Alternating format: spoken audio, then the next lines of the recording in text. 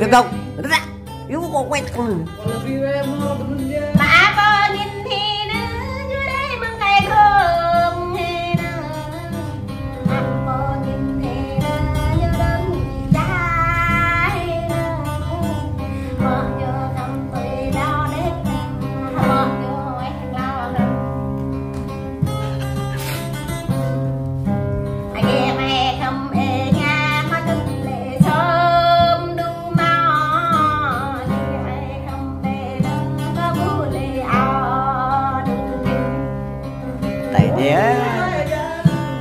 Chạy ơi. Nhà lệ có áo hoàng rác lệ có khi mày giặt để nhà nó bóng thơ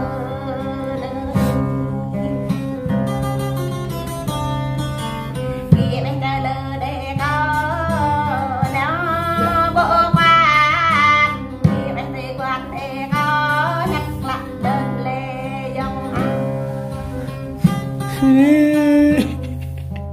khi mẹ con em lê khách cao lê khi mẹ khách em mẹ cao lê khi mẹ lê lê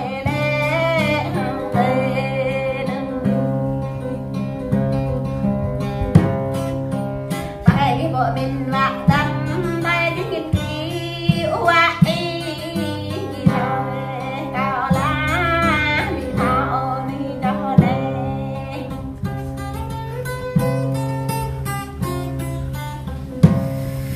bị thao đi về nhắn cao lê bị thao đi đâm dạ cao lê bị thao đi nặng căng cao lê bị thao đi căng lê cao lê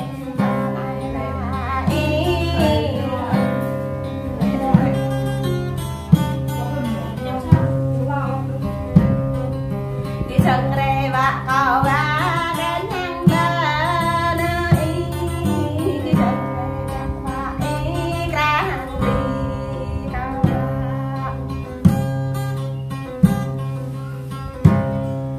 xin ghi lệ dạ và ý cô đi đây về cô xin ghi lệ dạ và đây nặng lệ bi đã dạ nặng lệ bi đã bộ bé là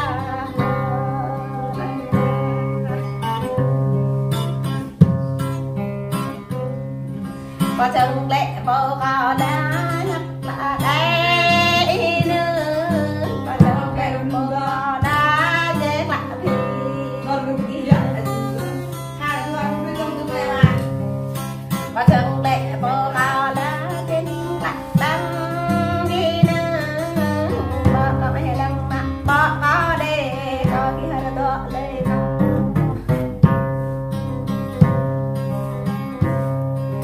đó đây là ý người ngọt đê nữa ý hàng cao hàng ý đặt bò tu leo lá dẫn hoặc đi nào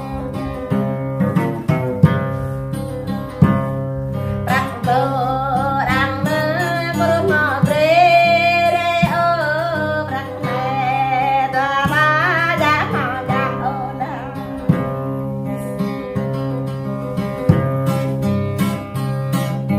thằng ê năng mà thịt